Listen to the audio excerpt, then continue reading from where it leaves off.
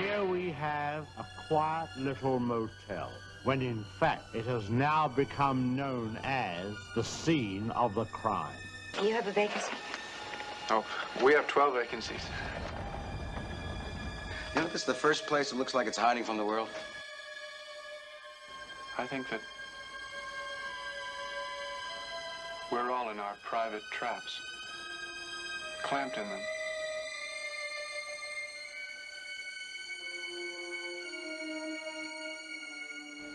And none of us can ever get out. Is anyone at home? Oh, that must be my mother. Is anything wrong?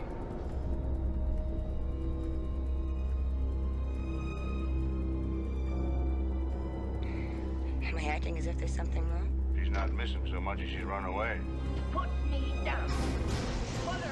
Oh, God! Mother! What are you running away from? She looked like a wrong one to you? It's not as if she were a maniac.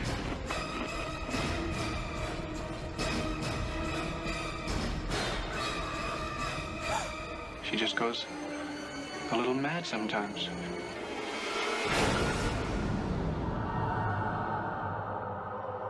Why, she wouldn't even harm a fly. We're discussing Psycho 1960, and I was welcoming in Shmati 69 Bird and Anxiety Society. So that was the trailer for Psycho, and I realized I've never seen that trailer before. I don't know if either of you have ever seen the trailer for Psycho. I don't think I have, actually. The trailer, I don't know if it did the movie much justice. This movie is a lot easier to go through, I feel like, than our first episode, just because it's a lot more straightforward and there's a lot more happening, or a lot less happening with the movie and the plot. So as you can see here, the background is of our main character. Would you guys call her a main character? I guess? Yeah. In a way? Yeah. So back here is our main character, and it kind of follows her for a bit. So we start off the movie with her, and I'm blanking on all the names right now. Marion, wasn't it? Is it Marion? Yeah, okay, so we have Yeah, Marion. Yeah, so it starts off with Marion and her lover, Sam, just kind of in this hotel room, and I think they, from what I remember, they were talking about leaving and just like running away.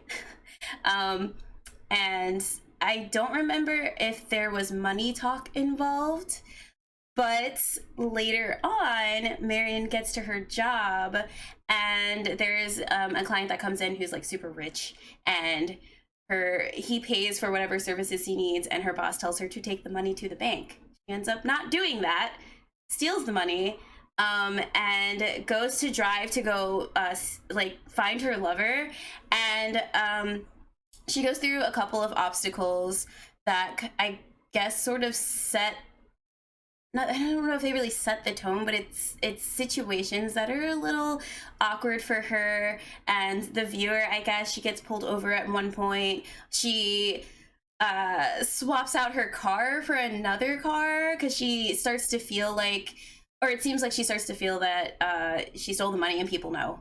So she does it in the most suspicious way, too. Like, Yeah. she's not even subtle about trying to swap out her car at all. Yeah, she that's wasn't the first thing I noticed with it.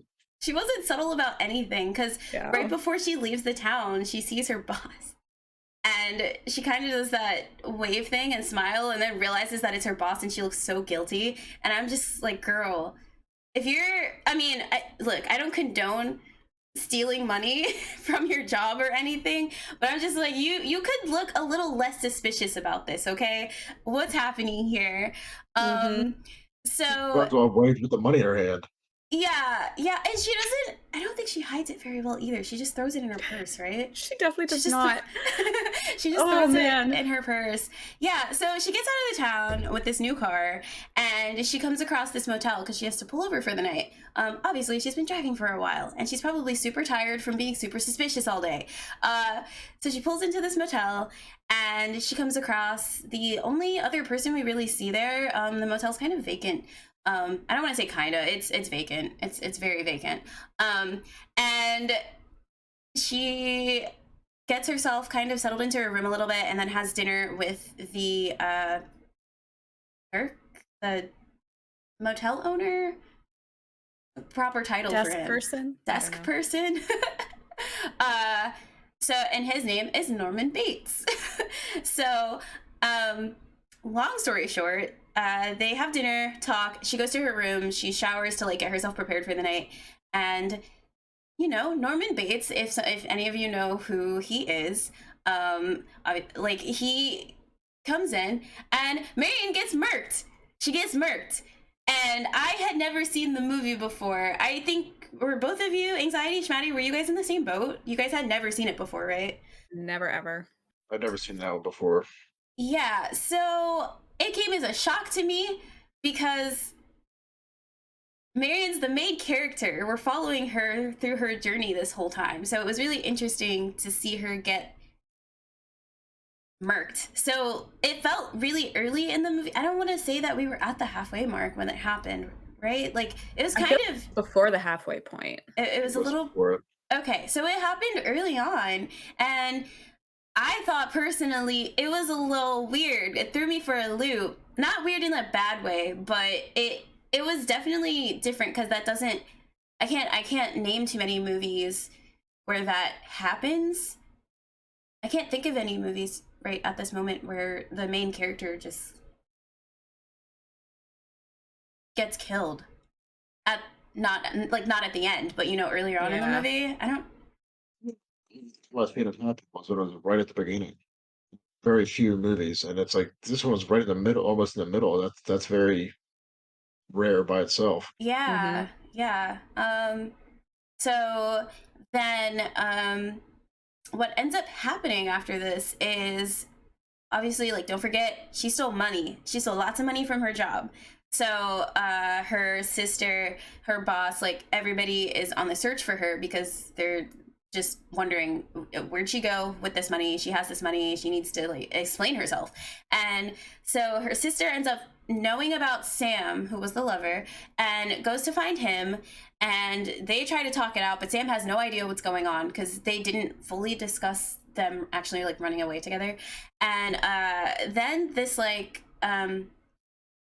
private investigator ends up coming in, and he's just like, oh, it's always the lover, blah blah blah. So he does suspect Sam a little bit, but then they try to trace her steps to where she had gone, because I think they ended up talking to, did they talk to the, I think my memory's a little fuzzy here. Do you guys remember if they talked to the cop that had pulled her over? Because I can't remember how they. I don't think so. How did I don't think they did. I don't remember how they made it to the motel. I don't remember. I think she was like they knew she was driving in a certain direction. Mm-hmm. And so maybe, I think the private investigator also started driving down that way, and then saw the motel and was like, oh, she might have pulled over here. I'll ask around. Okay. Yeah. I guess. Okay. Interesting. All right. So I guess that happens, but it ends up being the private investigator who goes. Obviously, the sister and the lover, they want to keep away from whatever's happening. And he is suspicious. Like, he becomes suspicious of Bates because Bates consistently says that it's just him and his mom that were there, but he was also really bad at not being suspicious, now that I remember, because the private investigator was asking him questions, but then Bates would lie and then forget his lie immediately, like almost immediately. He would forget his lie. And at first he was like, we haven't had anybody here in this X amount of time, and then he would be like, oh yeah, the girl was here recently, and the private investigator's like, well, I thought you said that nobody's been here. Yeah, nobody's been here. So so he gets caught up in his lies, so it makes the PI nervous, or not nervous, but suspicious. And so he ends up going back because Bates like says that it's just him and his mom. So the PI goes back. He wasn't allowed into the area where the mom is, but he becomes suspicious of that area, and he goes to go look for the mom because he needs answers. And Bates is just like, hey, I told you not to come in here. I'm gonna murk you too. And he murks the PI. So that's 2 people down.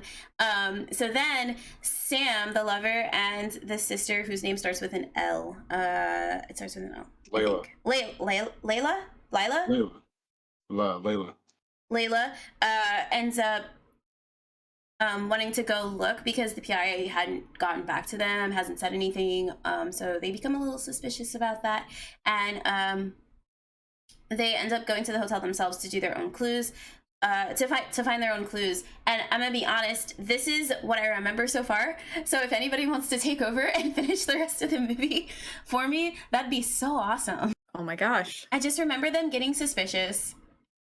Well, I remember that the boyfriend, husband, whatever he was, he goes to the office to distract Norman, while Yeah. the sister goes to the house to look Yeah. for the Right. grandmother, and then she goes in there and finds the grandmother in the basement, but she's not alive. But she's not alive. Right. And one thing that you're hearing throughout the movie is the mom like yelling at Bates. So Yeah. that's also really like, yo, what? She's dead? Because I don't think that it's really even her full body. It's like her remains. She's yeah, like her, long dead. yeah, it's her bones. She's been dead for a while. And then she gets freaked out by it. And all I can really remember after that is I believe Bates finds her and tries to take her out too, but Sam manages to save the day. And then, long story short, after that, they find out that Marion is dead. And then at the end of the movie, the cops are kind of explaining what had happened, like how Bates kind of became the way he was. So I guess I can kind of explain that too. I was gonna skip it, but it's kind of important, I think, to the story. It's kind of a crucial detail. So Bates's mom had, I can't remember what happened to the dad, but the mom had like gotten a boyfriend or something, and Bates did not like this person and became like jealous or whatever of the boyfriend and just wanted his mom. But I believe he just killed her and somehow took on her persona sometimes. And whenever Bates had a conversation with a girl or got along like with a girl, the mom part of him got super jealous, and that's basically it right there. So this is how Miriam died. The mom got jealous or whatever. So yeah, that's yeah, pretty the much mom killed her, not Norman. Norman didn't kill her. The mom killed. No, Norman absolutely killed her. But yeah, so that's pretty much like the synopsis of that story. And it was a pretty interesting couple of little twists that were thrown at us that were, they weren't hard to follow though. So it was pretty nice to be able to kind of just chill and enjoy the movie without having to think super hard about it. You know what I mean? Definitely. Yeah, that's probably the last one. Yeah. There weren't a lot of characters in this movie. I believe there were only, there's Miriam, I feel like we can talk about the crucial characters because like the boss and like the receptionist that was with Miriam, like they weren't important to the story or whatever, and they didn't get a lot of screen time anyway. So I believe like Miriam, obviously Bates, maybe the mom, and then the sister and Sam we can definitely talk about. I'm so sorry guys. I'm sick, so I'm trying really hard here. I just want to let everybody know that. But I didn't want to cancel this. Start with Miriam since we kind of start the movie with her. Yeah. I believe one of the things I personally struggled with was whether or not she was a likable character. I don't know how you guys felt about her as a character. Like what did you like and what did you dislike about her? Do you think that she would have been a good protagonist if she would have lived? I think she was likable, but I think she was also very forgettable.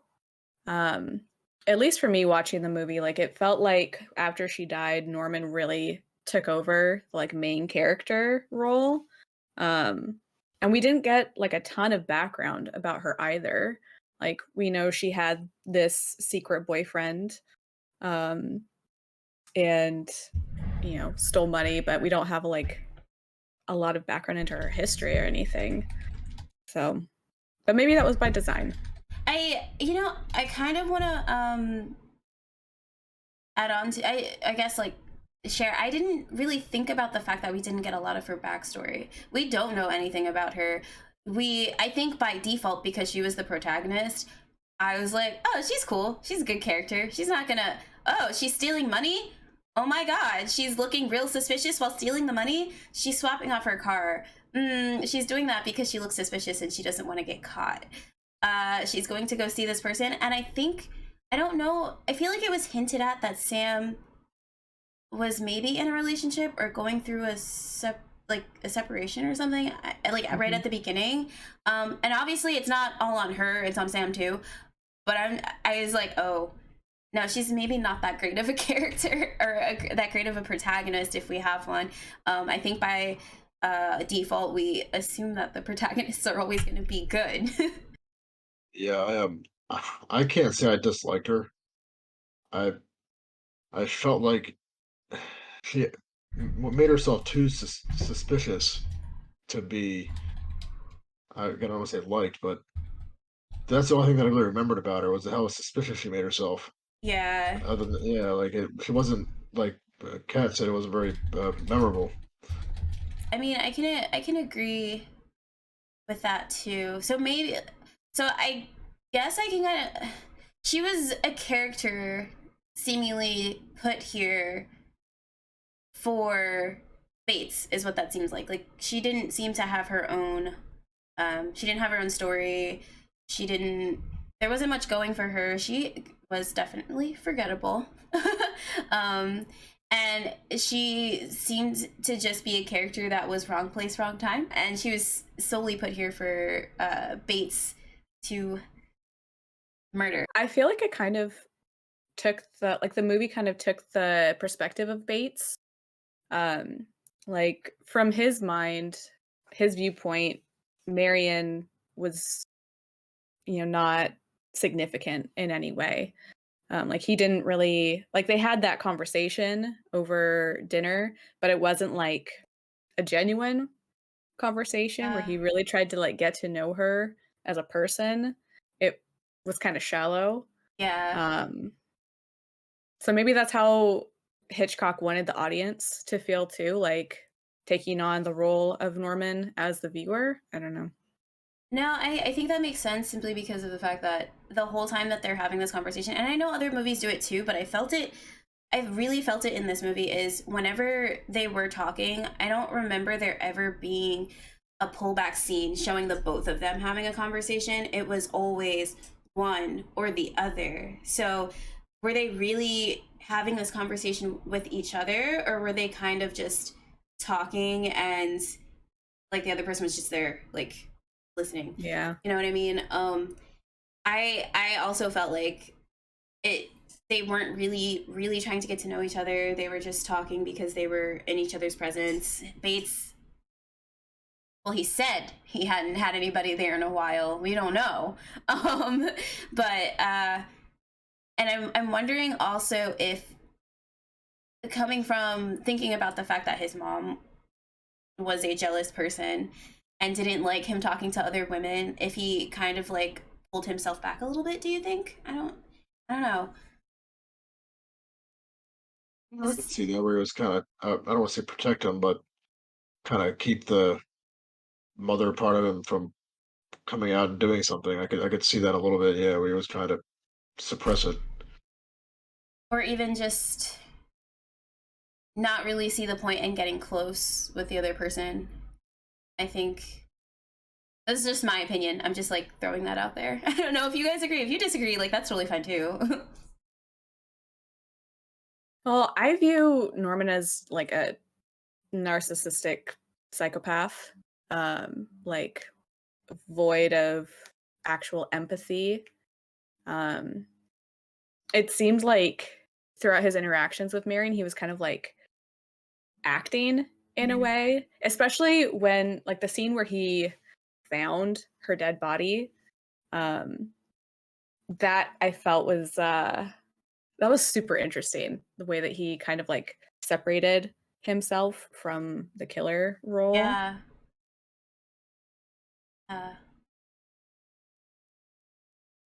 Do you think that he kind of like, oh, okay, because he immediately kind of started cleaning up after that too. There was no hesitation. He just did it.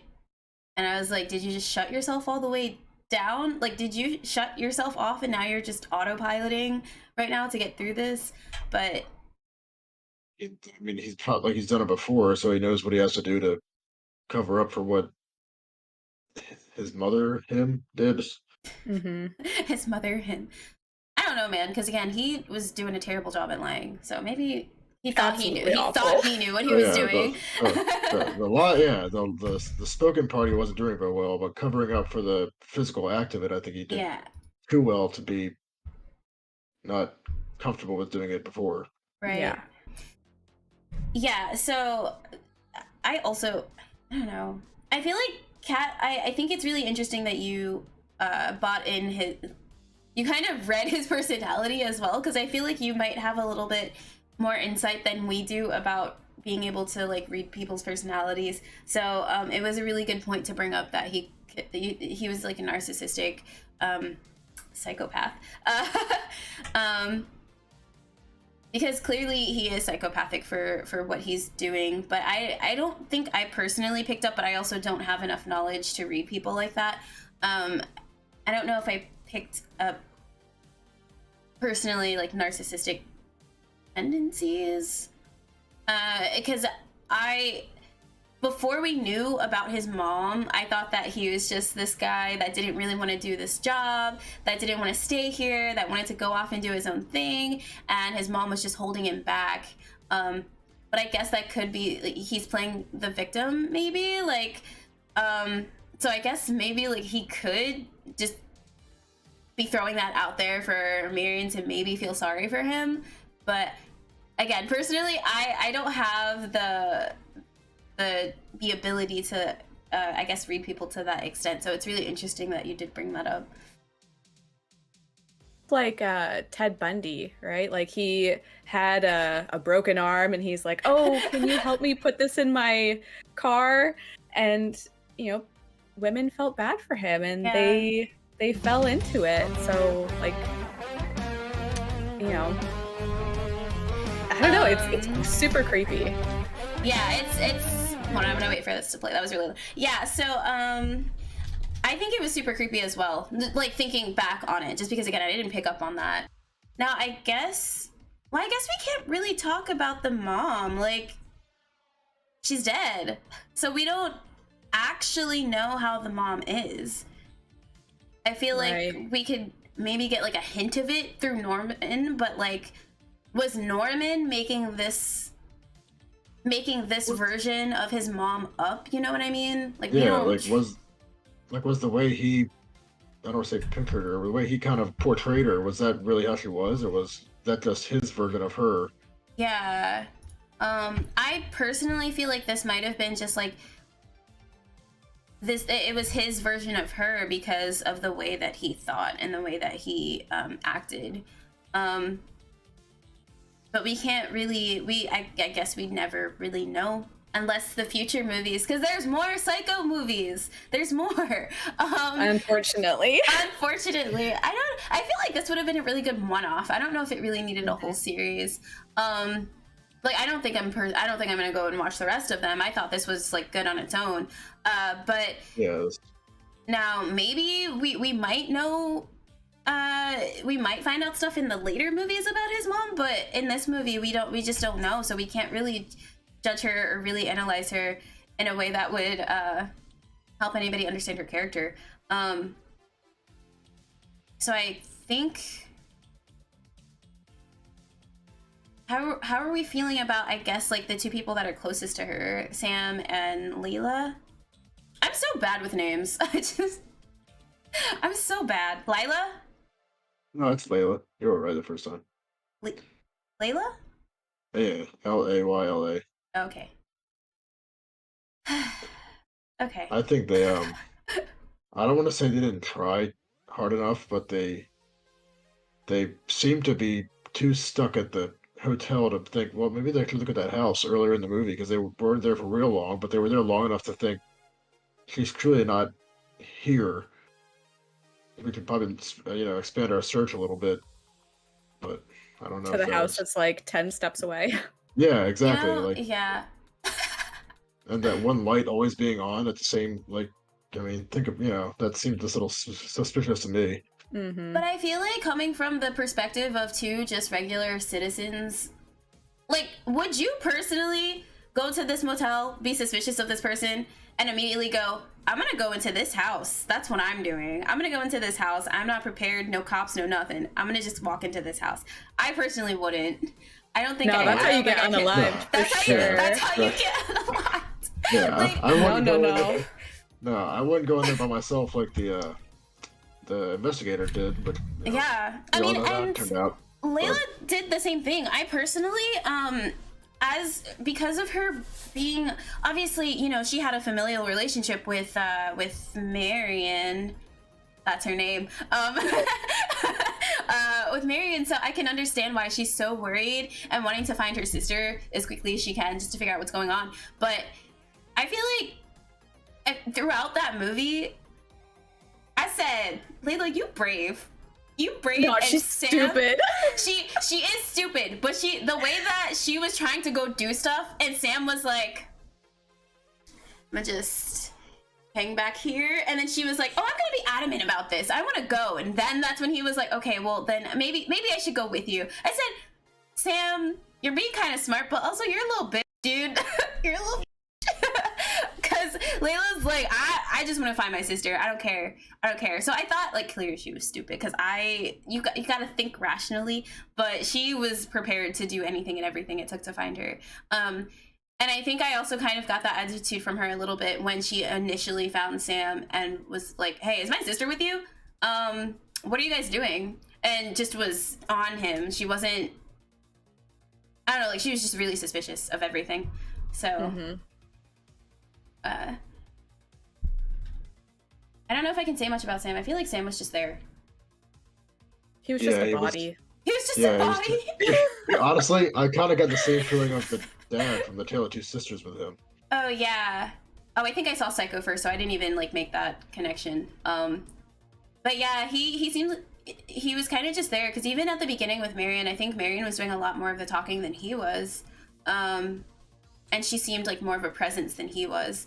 And it's how it kind of carries into the rest of the movie too, because we just see, I feel, in my opinion, from what I'm remembering, because I did watch this movie last month, is I feel like Layla did a lot more of the talking, investigating, and wanting to like go out and find these clues and stuff, and he was just kind of, I'm gonna tag along with you, and you go into that house, I'll stay here, keep him busy. And we don't even get him. We follow her into the house he gets panned away from. So yeah, it just kind of feels like he's there.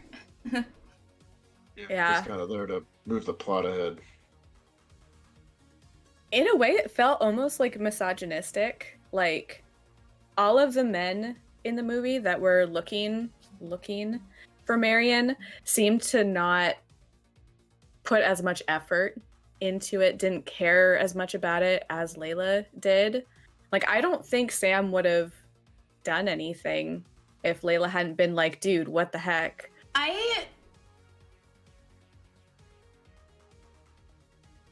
Hold on, I'm sorry, I'm trying to think. Sam, I don't think that he even knew initially what was going on with Marion. But Yeah. I feel like what you're saying is, if maybe he would have called her up to say, hey, we should totally like hang out this weekend, but he wasn't getting any response from her. I don't even think that he really knew her family and stuff either. So it's not, it doesn't feel like he would be able to call them to just be like, hey, so what's going on, But I don't think he knew initially. So like, I guess we'll never know. But as far as the PI, I feel like truthfully the PI tried. It's just he got cut short, so took a nice little tumble down the steps, Yeah, he got cut, right? Yeah. So I mean, I feel like he did truthfully try. I don't really know if I can say I don't think that the men tried. I could see the Besides point Sam. with Sam. Besides Sam, Yeah, yeah. I could see the point with Sam. He kind of, like you said, took a back seat to all of it. It seems like, Mm-hmm. but the investigator definitely did try. He didn't do it as smart as I thought an investigator would have, but he still did try. I feel like he should have had some sort of backup before. If you're suspicious that this person has killed someone, you should have had some sort of plan in place, some sort of backup to be able, because that's a big area and you don't know your way around it. So yeah, I also just remembered that there was a point where Sam and Layla went to the sheriff, right? Do we remember why the sheriff didn't go with them? He thought she was just like a runaway, right? Yeah, like he was suspicious of her, and then the car thing probably made him more suspicious. But he might have then thought, well, maybe she's just hiding from someone that doesn't mean well for her. Oh, okay. She Yeah. could be hiding from someone. But I feel like that's also even more reason to want to find and protect her. Maybe, I don't know about protect, but I think their main issue was also she had a ton of money. Like, why wouldn't the sheriff be like, oh yeah, we should totally, that's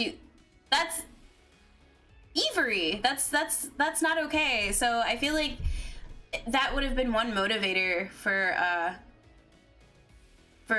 them to find her.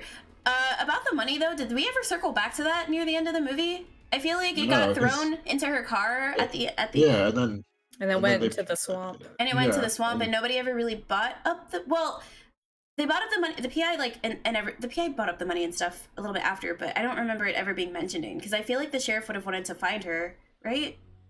Don't you think? Yeah, and plus, wouldn't I thought the guy she bought the car from would have been a little suspicious. She walks into the bathroom with not having the money in her hand and walks out. Oh, here's the money for the car right here. Yeah, Wouldn't that have been a little odd? Like if you're not hiding anything, wouldn't you just let me just get the money out where I'm standing and give it to the.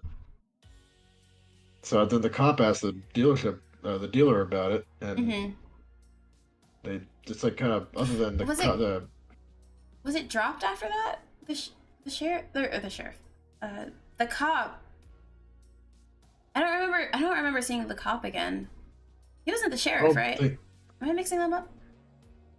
Well, the cop was the guy that was following her once she went to buy the other car. Right, but he stopped following. Did he just become unsuspicious of her? I think he still followed her as long as he could. I can't remember as much about him, but yeah, I think he was still following her for a little bit, but then he just kind of stopped. Yeah, he didn't make it to the motel. No, he didn't get that far. Interesting. Yeah, because I forgot about that cop. Well, I didn't forget about him initially because he was very suspicious of her, but I think I did forget about him later in the movie. So yeah, that covers all the characters, I think, right? You guys haven't seen any other TV shows or read books or anything about Norman Bates, have you? Did you guys know anything about Norman Bates before Psycho? I just knew that he wasn't a very savory person. Yeah. I never really because I knew the name. Yeah. So because the thing that threw me off when I first was watching this was, since I'd never seen this, why would they be trying to make it seem like when Marion died, the silhouette looked like the mother, and I'm thinking, why would that be the case when me going in knew he was the person that was killing people? Was there a wig? Did he dress up like his mom? Yeah. He had a dress and a wig. Okay, yeah. Yeah, he had a dress and a wig, and you could see the hair in the silhouette through the shower curtain, and I'm like, wait a minute. So I started kind of piecing it together after that, but but I had seen parts of Bates Motel because I thought it was an interesting premise. Like I hadn't heard of Norman Bates before Bates Motel, and then randomly my mom was like, "Hey, well, have you seen Psycho?"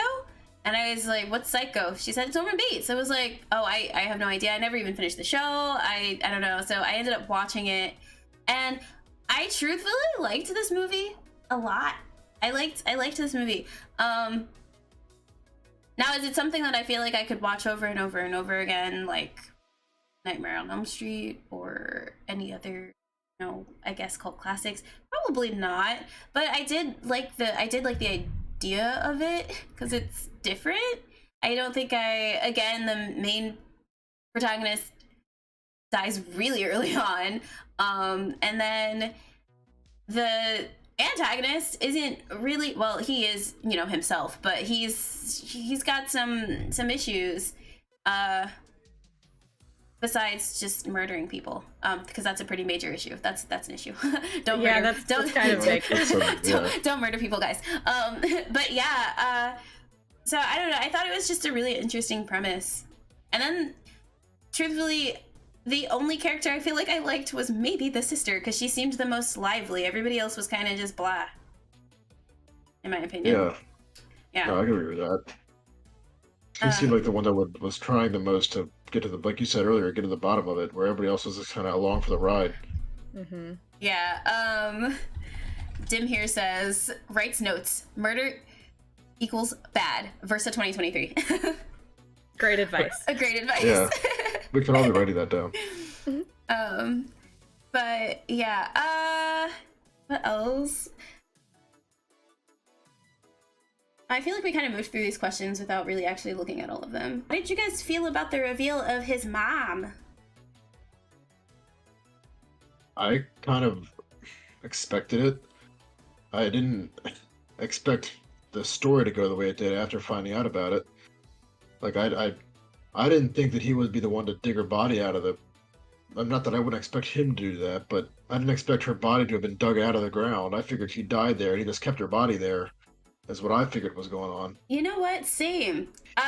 Because when Layla, the sister, walked into the area where the mom was, and the mom was just chilling, I said, "What the?"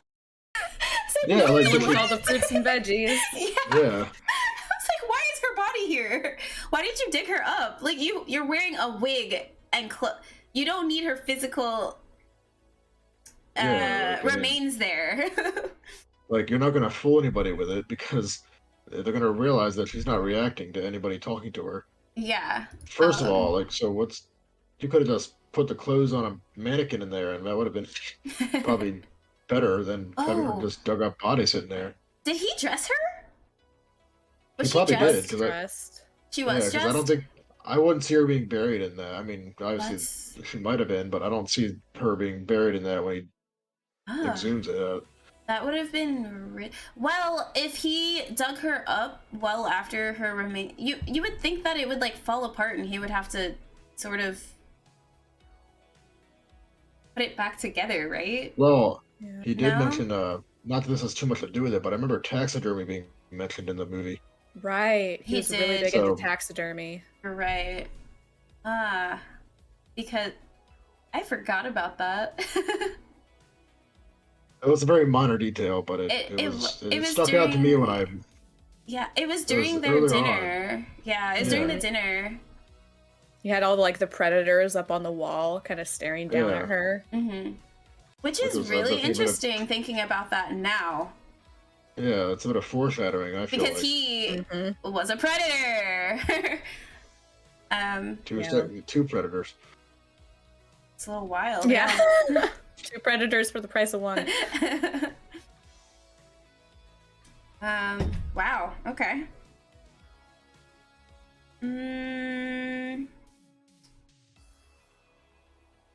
So this question kind of, I guess, could be answered in what we talked about, but it's Norman turns out to be a much more complex character than we see before the reveal of the mother. Do you think that he had more victims besides his mother, and before Marion coming along? I definitely do. Yeah. I mean, he had that little swamp area. How many people do you think he put in there? I mean, he seemed how many people are in the swamp? Yeah, like, I mean, he put the car in there pretty quickly, so he already had an idea of doing that. There. He said, he knew where to go. Know where your grave's gonna be at. I even wondered if that was a part of the property, or if it was somewhere like off somewhere that wasn't officially a part of his property that he was using. Because I don't think that we know though. I don't think we ever see him. Well, it had to have been within walking distance because he dumped Marion's car there and then walked back. Yeah, he had to walk back. He might have just right over a property line or something. Is what I was questioning when I saw that happen. I definitely think he had way more victims. Because I mean, people don't just jump straight into murder. You know, kind of like they build up to it. Like, it wouldn't surprise me at all if as a kid he was, you know, animals, torturing animals, or always how it starts. It's a big red flag for sure. Or like kidnapping and assaulting women, you know, things of that nature to try and gain like a sense of control and power over someone, because it sounds like he felt very powerless with his mom. Like his mom controlled him, not the other way around. I wonder if it was also like that in while she was alive though.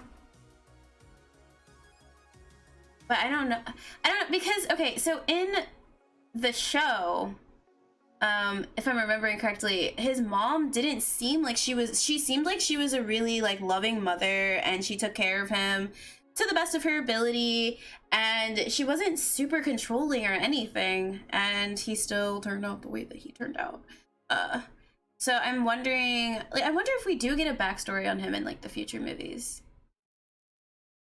Well, she had like boyfriends or whatever, right? Right. And so maybe Norman felt like he wasn't a priority to his mom, but should have been. Right. You know, that can lead to, you know, feelings of abandonment and rejection, make That's you true. resent somebody. Oh, he definitely would have had to more. It was too easy for him to murk her. Yeah. And he already went knew. too smoothly. Yeah. Yeah, that's what I mean. Like, and having the car already ready to. You did, yeah. You did say that. Too. He did say that. No, he definitely had some practice beforehand. Yeah, and like putting the whole bag of hers in the trunk, right, or like that. I don't. He's not telegraphing it to anybody but us, but he was telegraphing it pretty easily that he already had done this at least a couple times. Yeah, you want to know what threw me that whole scene? The money. Yeah, I was like, dude, you just. I said, this girl just got murdered, but the money, the money's right there. Oh, he grabbed it. Cool. No, he's throwing it in the trunk. He's putting it in the trunk. Yeah, I don't even think he knew it was there. He just like grabbed the newspaper. Yeah. I'm pretty sure he would have kept that if he knew the money was in there. Honestly, wouldn't he have felt the money in there though? Because it was a newspaper. It wasn't something that's very good at it was holding so the... thick. Yeah, it's like this is not a normal newspaper. I don't think feel your like this. first thought would be, oh, there's money in here though. Like, and he was kind of cleaning in a hurry, so I think he kind of just swoop, throw in the trunk, drive car away, and that's what it was. I don't really think he had the time to be like, he's like, I gotta get this room clean, and I gotta get it clean now. Gotta get rid of this body, gotta get rid of this car. Did Marion ever at all talk about, did she just say that she was going to go see someone? She never talked about like her family or anything, did she? With him during that dinner? Oh, okay. She kept herself pretty private. Yeah. But one thing I was surprised about is he didn't replace the shower curtain. After he put the body in it, he just left the shower curtain off the... Oh, you're right. I just realized that. Yeah, he never replaced, unless he replaced it off. Wait, did No, because the investigator saw that it wasn't there. Oh. Maybe he ran out of shower curtains. I didn't catch that either. And I saw it twice. Good eye, Schmatty. Good eye. Thank you. If you were in Marion's shoes, would you have stopped at the motel that seemed to be vacant? Why or why not? Oh, I have so many thoughts about this. Yeah. Well, my personal would be no, but... Go ahead. Oh, I guess for stream I should point this way. Go ahead. In the Discord chat, she's to my left, guys. Well, I'm just thinking, like, back in the 60s, you know, this wasn't really on people's radar as, like, a significant threat. I mean, people left their front doors unlocked. They left their cars unlocked with the keys, like, in the visor. People still leave their front doors unlocked. I yelled at my best friend the other day. Yeah. Stop people doing were that. way too trusting. Yeah, no, that's crazy to me. You don't... I'm sorry, I just thought about this case where this guy, I can't remember where it was happening, where this guy would literally test your door, and if it was open, it was an open invitation for him to come in and murk your whole family. I forget who it is, though. I remember cases, but I don't remember who the, like, person is. But that case scared the shit out of me, and I think it happened back then, too. Yeah. But but as far as stopping there in the middle of the night and the whole place is vacant, it was a very big motel. It looked huge. So maybe it was just the house that made it look bigger than it was, but that it possibly could have been. But it just looked huge, and there was nobody else there, and she was a woman alone at night. There were no witnesses. There were no witnesses. Okay, and I don't know if you guys have ever seen the movie Vacancy. Oh yeah. But that couple went through hell, and I said I would never stop at a motel by myself in the middle of the night. I don't care how tired. She slept in the car earlier in the movie. She slept in her car. Like, why didn't you just sleep in the car? Yeah. Like, why didn't you just drive off in the car? You could have just kept driving, and once you got too tired to drive, pull over again. And I mean, I guess maybe the cop stopping her may have scared her, but also, like, ma'am. I mean, at that point, I'd rather have the cop following me than go to this place. Exactly. Yeah. And like another thing I was wondering is, why would you sit there and have dinner with the man? I don't know. I thought that was a little interesting as well. That's a good point. I'll eat anywhere else. I'm wondering. It looked kind of secluded though. We didn't get a wide shot or anything of it, but it looked from what we see, it kind of looked secluded. But I mean, like in the car, or I wouldn't have eaten in the room with him. I would have eaten in a different area of the grounds. I truthfully don't know if I would have trusted him to make my food or tea either. Yeah, that's what I mean. I wouldn't have. Yeah. I think that kind of plays into like his role as a psychopath. Like, he came across initially as like very disarming, like just a regular guy who was being nice, maybe a little flirty. But I feel like the red flags weren't super noticeable until a little bit later on. Where would you... What's my question? Okay, as far as red flags go, where do you think he started showing signs of not being as hospitable or as gentlemanly as he tried to portray? I guess I wouldn't really say gentlemanly with this part, but the thing that kind of seemed suspicious to me was, why would you talk about taxidermy while eating dinner? I mean, you're eating probably meat that, I don't know, that seemed a bit weird to me at first. Not like a big red flag, but that's not a topic you talk about it during dinner. Any meal. And I think it's a little strange. I feel like wouldn't that have been a little bit taboo for the time to talk about that with a woman, or would that, like, I don't know. I just feel like I don't know. I mean, it was obviously common then too, because you saw the animals on the walls, but was that something that would even be a regular conversation, not eating? Like, oh, just look at these dead animal heads I've got all over my wall that are taxidermy. That doesn't seem like a real talking point to me, especially in the middle of a motel in the middle of nowhere. I'm just trying to remember. I don't remember how the conversation happened. She didn't start it, did she? No, I think she seemed a little leery of it the whole time.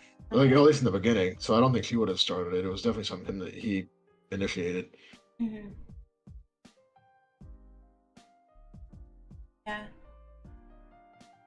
I don't really know if I would have picked up on that as a red flag, to be honest. Homie has hobbies. I mean, that's why I said not like a major red flag, but something the timing of the conversation was a little... It was just weird. Yeah. Like, he didn't really understand how to read the room. Yeah. Like, does this face look like someone interested in talking about this while I'm eating? Dude, she didn't look interested in anything that man was saying. No, she was just being super polite. Yeah. She's like, he made me some food, so let me just listen to him talk about shit I don't care about. That she only had like one bite of. That was it. Yeah. Maybe she didn't trust it. Also, that's what I mean. The part of it was that he didn't seem very trusting in the fact that he made the food there, and he was,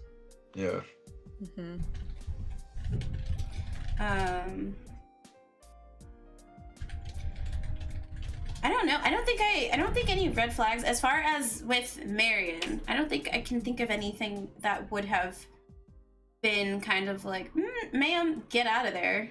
It's not safe. I don't think I can think of anything that would have made her more wary of him. Because I wasn't wary of, well, I knew who he was, so obviously, like, the whole time I was like, something's gonna happen. But I don't think if I were in her shoes, I would have seen red flags. He did try to kind of push in on her privacy. Like, didn't he want to have dinner in her room? And she was the one that was like, why don't we have it in the office or something? I feel like I vaguely remember that. Yeah, that was a little bit of a. That could have been. Definitely didn't remember that till you said it, though. But I think it was really nice that she kind of asserted her boundary there. I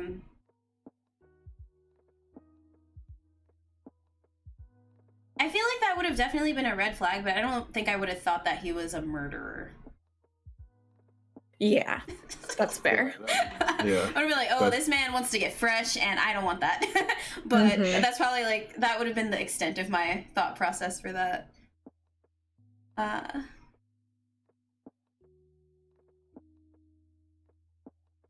Nope, I can't think of anything. I can't think of anything else.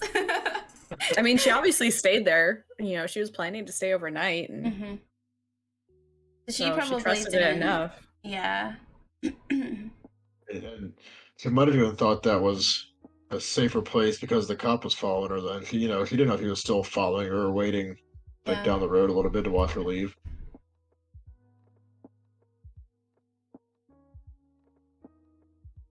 Okay.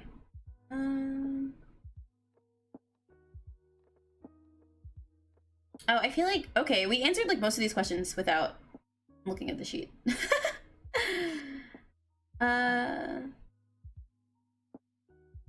So as far as on my end, Maddie, I know you had some things that you wanted to talk about as well. I think, honestly, one of the last things I really wanted to talk about, I don't really care about the last question, but so Psycho is considered a cult classic. And it's part of a series consisting of 5 movies, which I think we all said we didn't really care to watch the rest of them. Was that a general consensus, or? Yeah. Okay. I think this one kind of gets the gist across the most. Yeah. Yeah. But do you think that Norman Bates is as memorable as, you know, Jason, Freddy, Michael Myers, like them? Do you think that he would be up there with them, or do you think that he's just kind of there? He kind of exists. It's kind of like a one and done movie. You go first. Yeah, you go first. I definitely don't think he is as memorable as like Freddy or Jason. Like, he doesn't have like a mask or anything that he wears that like is readily identifiable. He doesn't like use a chainsaw for all of his murders. But I feel like he kind of does a good job of camouflaging initially. Like, he seems very, for lack of a better word, normal. And so I think, I don't know, he seems like too normal of a person, like too much like someone that you would actually encounter in real life, as opposed to someone who looks like Freddy Krueger. Yeah. I can see that. I'm trying to think of any other. There's some other horror movie that are kind of normal. I honestly can't. Psycho. John Kramer came into mind, but he has a very he's memorable because he likes to wants to play a game, like. I think he survived in this, but that kind of made me think of the woman from Misery, because she didn't want him to leave, so she didn't kill him, but she made it so he couldn't leave. So that was kind of something. What happened? I haven't seen that movie. Oh, well, in the movie, it's Kathy Bates that plays the main woman. Okay. I don't remember why the guy was ever there, but she ends up like breaking his leg so he can't walk away. And he was laying in it, but yeah, he was like just stuck there. And she injured him in other ways too. But it kind of maybe, I don't say got a feel of her in him because he just killed him. Yeah. But it was kind of like I don't want you leaving. Mm-hmm. Like I want to, yeah, some kind of similar thing going on with that. Okay. Plus, I also feel like he was kind of, I won't say as memorable as them, but still memorable enough to where he could be close to that category because of how he killed the people. Like he would even say, "Well, I didn't kill them," and in his mind, he actually believed it because it was sort of his mother, and yeah. And so it's kind of like, well, this man thinks he didn't even do it when he did. So that's kind of a memorable part of it to me. Yeah, I personally feel like, I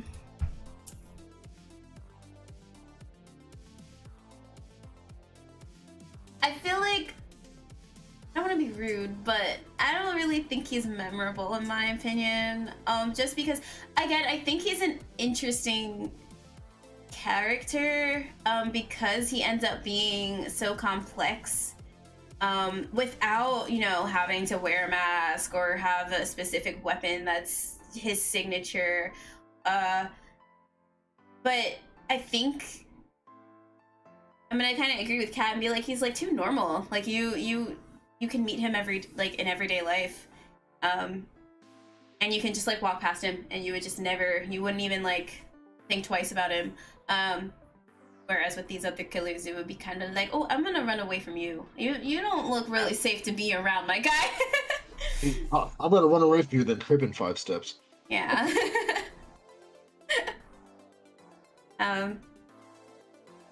Yeah, I don't think he's now. If the other movies are good, I kind of want to like see if there's. I don't think I want to watch the movies all the way through. I think I want to like. I don't know if you guys watch Dead Meat on YouTube, with James H. Neese, and he does like the kill counts and stuff for these different horror movies. But I watch a lot of his stuff. I don't know if he's done the Psycho movies, but I kind of want to find somebody in that general like that does videos like that. That kind of just explains the movie in like half an hour, so I don't have to sit and watch it for however long they are. Mm-hmm. That sounds like a good idea. Yeah, just to like see if they are literally just the same movie over and over and over again, like all these other movies, or if we do get kind of more of a backstory, But yeah, that was pretty much all my thoughts that I had. I don't know if you guys had any other thoughts. Well, Shmatty, I know you did. I don't know if you had anything that like popped into mind. I don't know. I actually thought the Ed Gein question was kind of interesting. Oh, we can go over it if you want. It's fine. I mean, like I have that whole like deck of playing cards that are like a serial killer on each card. Wanna show it? Do you have it next to you? Oh shoot, it's downstairs. Oh no. I don't have it. It's actually so cool. It's so cool. Send David to get him. He'll get it for you. Huh? Send David in the background there to get him for you. He'll go get him. I feel like Ed Gein is a super interesting guy to take inspiration from. Like, he was very unsettling as a person in general. I don't think that I don't think, okay, I remember reading about him some years ago, but so a lot of these killers kind of blend together for me sometimes because there's just so many. But I know he was the one that Texas Chainsaw was based off of, right? Right? I think so. And what's his face in Silence of the Lambs? Hannibal Lecter? Hannibal Lecter. No, not Hannibal. The oh my gosh, I forget his name. The other guy. The one who put the moths in their throats. Who had like the skin suit. I forget his name. That does make sense. Buffalo Bill, yes. Buffalo Bill. Thank you. Okay. Yes. Yeah.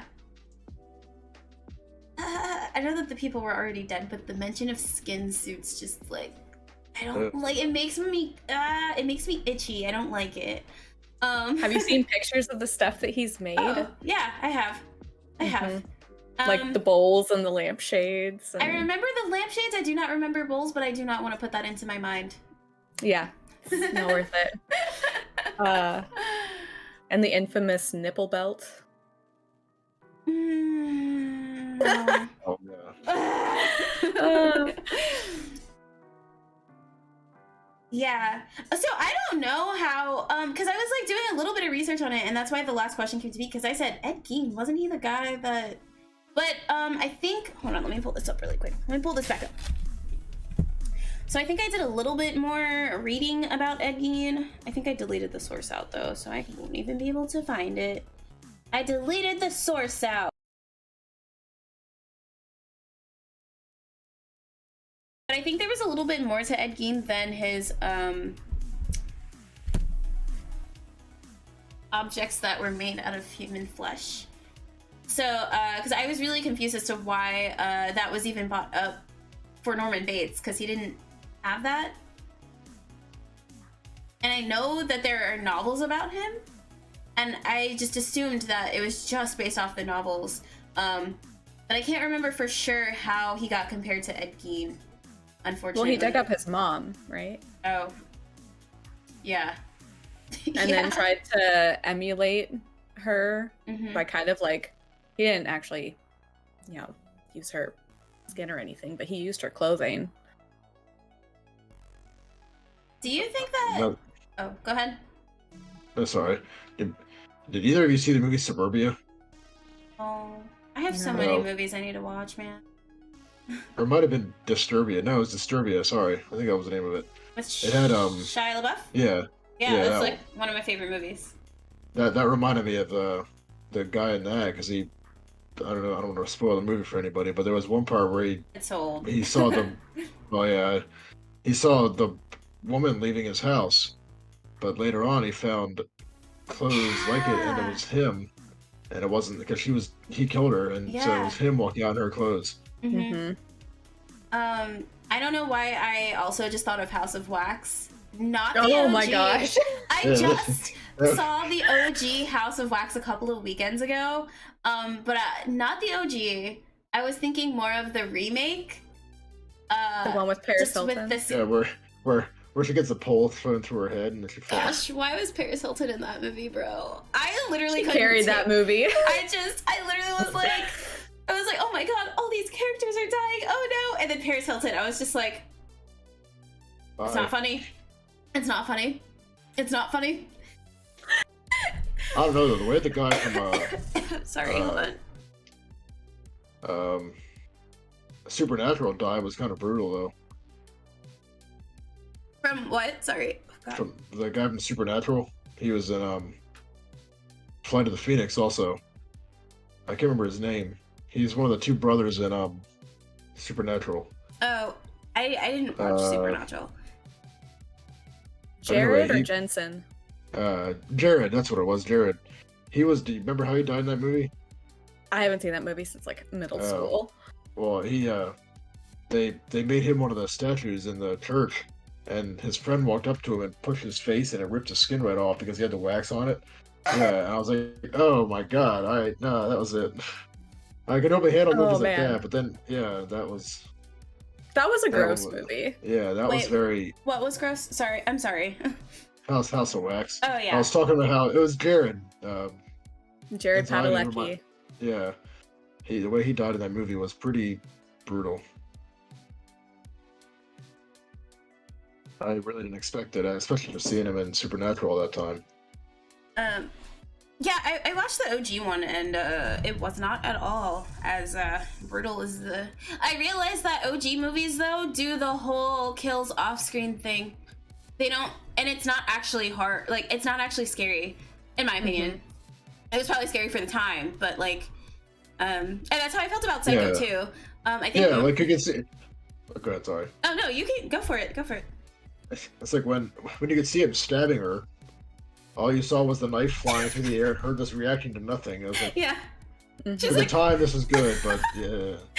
Now you can see the people shove knives through their face or something, and it looks yeah. realistic. Oh Then gosh. yeah. Anything that has to do with eyes kills me. Oh no, yeah, no. It's so gross.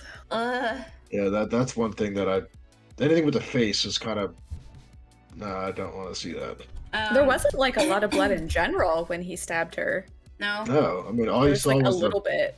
I feel like Yeah, all I like, it was- remember is when it was going down the Yeah, drain. that's what I mean. All you saw Mhm. was it going down the drain. It's like that's not a lot of blood for the amount of time she was stabbed. Yeah. Yeah, for someone who supposedly like bled out, Yeah. she didn't have much And- blood to bleed.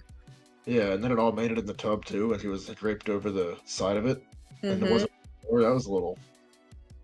But again, for the time, it was pretty good. Well, I had a few questions, but much like the last movie, that we went over some of the answers with them. Oh. But Yeah. I will say that when I was going through the movie, I kind of, because again, knowing how he was, part of me had a hunch that he had multiple personalities, but I didn't really think that he'd be the one, like, his mother would be just him. I didn't really think her body would be in the house too. Like, I didn't expect him to take her body out of the grave and just have it sitting in a chair in the basement. Like that was one of the biggest shocks to me, aside from how Yeah. early Marion died in it. Yeah. I was gonna say, I feel like that could be the only I feel like movies nowadays can have multiple shocks, even if it's not a part of the bigger twist. But like that movie only had really one twist, and it was his mom. Yeah. I liked what they did at the end though, with like the psychiatrist kind of answering the questions about Norman, and like, does he have, multiple personalities, or like what else was going on? And I think the psychiatrist said that he didn't have multiple personalities, right? I think that's what he said as well, which was something that was really confusing to me, because I'm like, so how do you take this person and charge them if, like, I don't know. Yeah, like, How can you prove that he doesn't have like multiple personality disorder? Not saying what he did was like okay, because it wasn't, again, murder bad, people, murder bad. But it definitely seemed like he did, because he talked, like himself when he was himself, and then he dressed up like his mom, and he kind of had this side of him that was his mom. I don't know. And how did everybody know all of these stories about him? I feel like when he was younger, did they have a hunch that they killed his mom, or did they know that he killed his mom? I think it was a hunch. As a hunch? yeah, I don't remember them saying like very definitively that they know he did, but I remember being brought up at some point. Interesting. So I was like, I don't understand how he was just not ever looked at, if they thought he killed his mom, or if he had any sort of like psychiatric disorder, like how he was just able to go roam free without any sort of what's the word I'm looking for? Observation. Supervision. Yeah. Supervision. But I kind of got, and I know you since you watched this first, you probably wouldn't get the same feeling, but I kind of got a similar feeling from Tale of Two Sisters, where she was pretending to be the stepmother and her sister. Oh. And so not that she keep had doing this. Keep making these little comparisons, okay? Yeah, that one honestly just hit me on when you were talking, but that I kind of, once I thought about it, I kind of got a feeling of some similarity there. Maybe not with the same exact mental thing going on, but he felt like he was his mom at one point. Yeah. And she felt like she was her stepmom and her sister. I don't think she thought she was her sister. I think she thought that her sister was still very much alive and as well as she could be. But she definitely she definitely Put out as them. That's Yeah. probably the best term I could think of. But I don't really I don't know about A Tale of Two Sisters. See, that movie is just so hard to describe because now if you talk about The Uninvited, Emily Browning's character knew what she was doing. She knew what she was doing. She knows exactly what he was doing. She could be compared to Norman Bates. But, yeah, I don't know. I feel like... I don't really know. Was it explained what happened? Oh, I guess there was that little pop-up of him just... Was he in jail? Mm-hmm. Yeah, he was in like a holding cell. Yeah, okay. So I was like, I wonder what they're gonna do with... Mm-hmm. Observation. Yeah. Yeah, I don't think he actually had multiple personalities. Like, I don't... It's called dissociative identity disorder now, but it's like kind of a relatively big source of drama in the psychology community because some people think that it's real and some people think that it's not.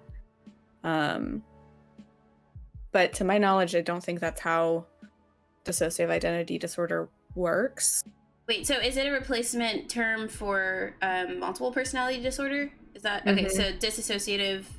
Oh shoot! Wait, what is it? Dissociative identity disorder. Dissociative identity disorder. Mm-hmm. Interesting. Yeah, or just DID. Did. Yeah. But it reminds me of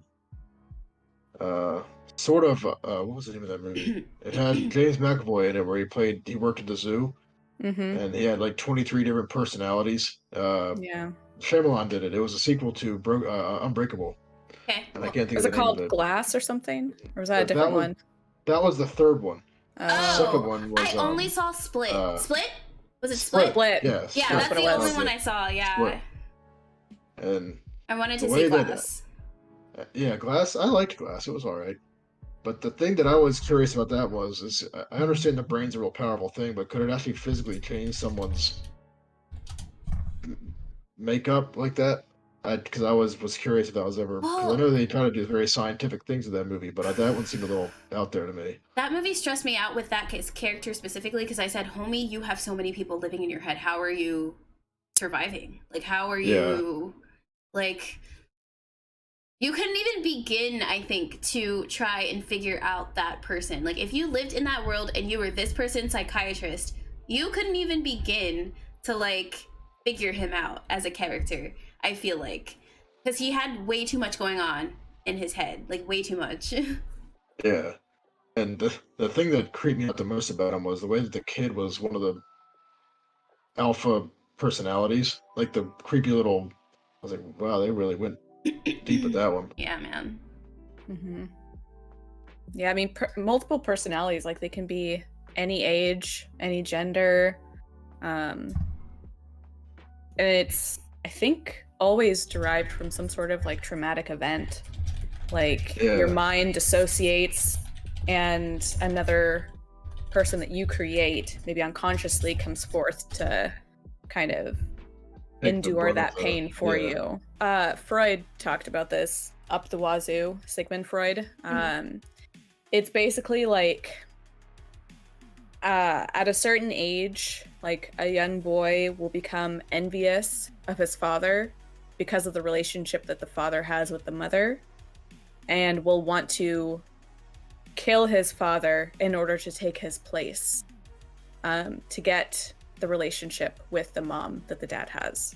So it's like that kind of jealousy, like I want to have that relationship. I've heard of that. I did. What was the I'm sorry, what was the term again?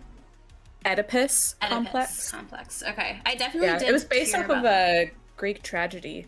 Was it the one where I forget what it wasn't. I think there was a movie made about it. I just forget what the name of the movie is, but wasn't the kid like sent off or something? And there was like I don't think destiny is the right word, but basically he ended up coming back years later as a man, and he accidentally killed his dad, and then, but didn't know it was his dad, and killed his, or not killed his mom, but married his mom, but didn't know it was his mom. Yeah, I forget the name of the movie though. I just feel like even when he dug her up, he probably wasn't very gentle with her, you know? So he would have to have definitely put her back together. Repaired, yeah.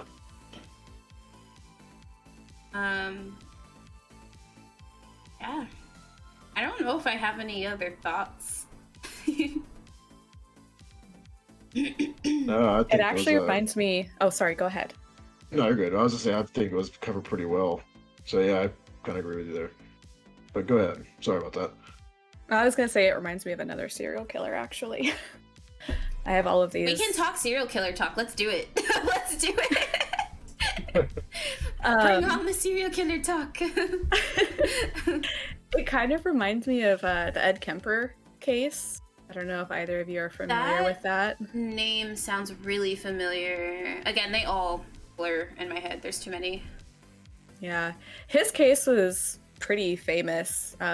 He was in oh my gosh, that one TV show about like the start of the mental health investigative unit in the FBI. I forgot what that's called. Mindhunter. Yes. Oh, absolutely. okay. Yeah, I was about to say Jim said Mindhunter. Yo, Dim's coming in clutch, bro. Yeah, super helpful. But his whole thing was kind of similar to Norman, with like a really toxic, tenuous relationship that he had with his mom. And then he ended up cutting off his mom's head, did some other awful things, but then buried his mom's head under his window with her face facing up towards his window so that he could always look down on her.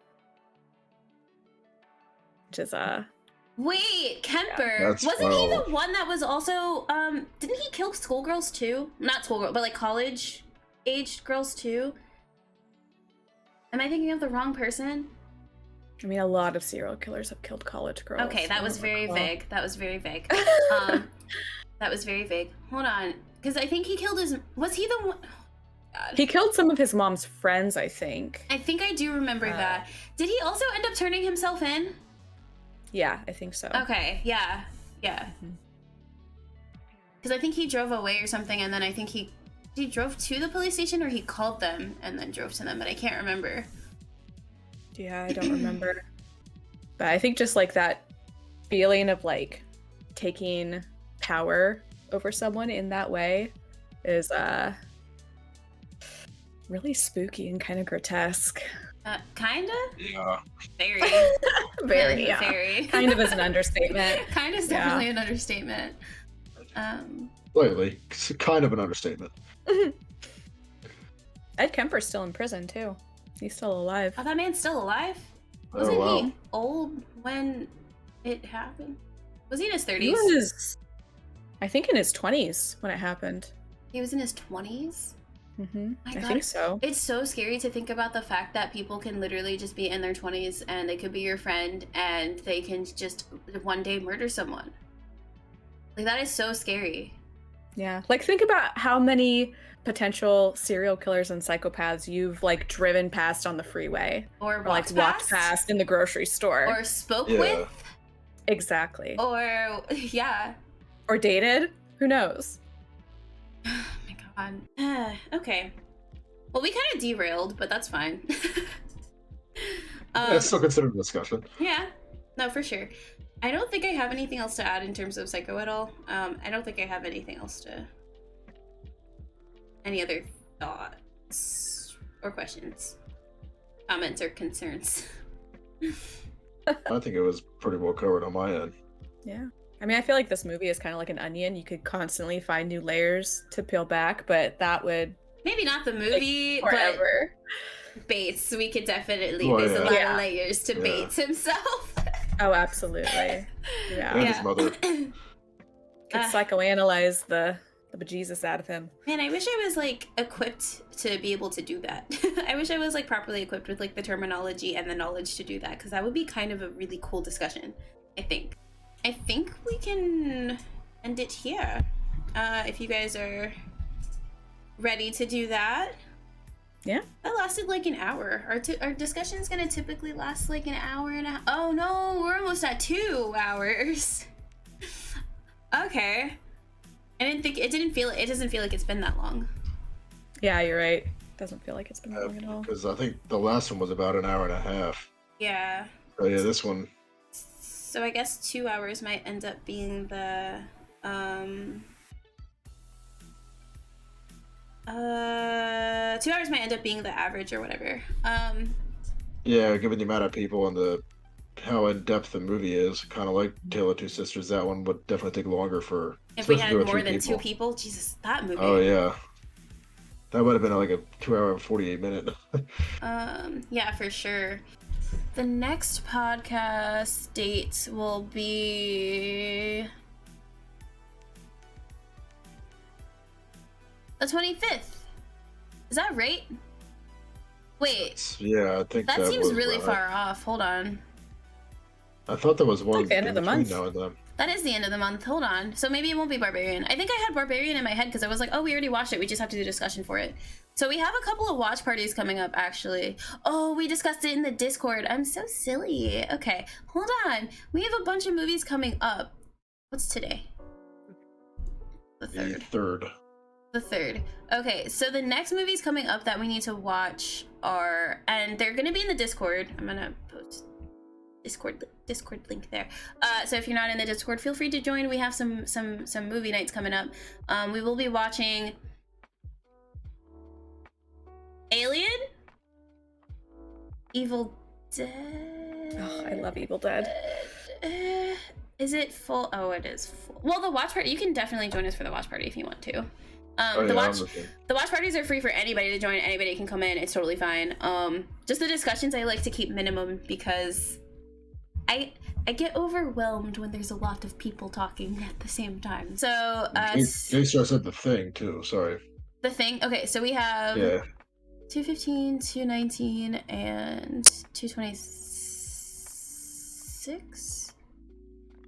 Okay, so we have Evil Dead coming up, and the discussion follows after that. We have Alien coming up, and this discussion follows right after that. And then we will have the watch party for The Thing on the same day. Or wait, is it the same day? Oh, 2 days before our... The watch party for The Thing is 2 days before our discussion for... Am I crazy? Hold on. I clearly can't read. I don't see Barbarian. Oh, it's right here. No, the watch party for The Thing is a day after our discussion for Barbarian. So we have 2 watch parties, then a discussion, and then another watch party, and then we'll have the discussions for the other ones. I have the spreadsheet here. We can, those of us that are joining in on the discussion, the dates are there. Just the dates are there. For those of us who are all watching the movies, they're in the Discord. I'm not having them in a closed voice chat. It's going to be in the open voice chat, so just pop in whenever you feel like it. The only thing I do ask is that all of us have our mics muted, just in case there's a lot of people, and then I just feel like it'll be a little respectful for those of us who are going to be having the discussion as well. We can talk in the text channel, though, for the voice chat, so, like, that's fine. But yeah, so we've got a lot coming up.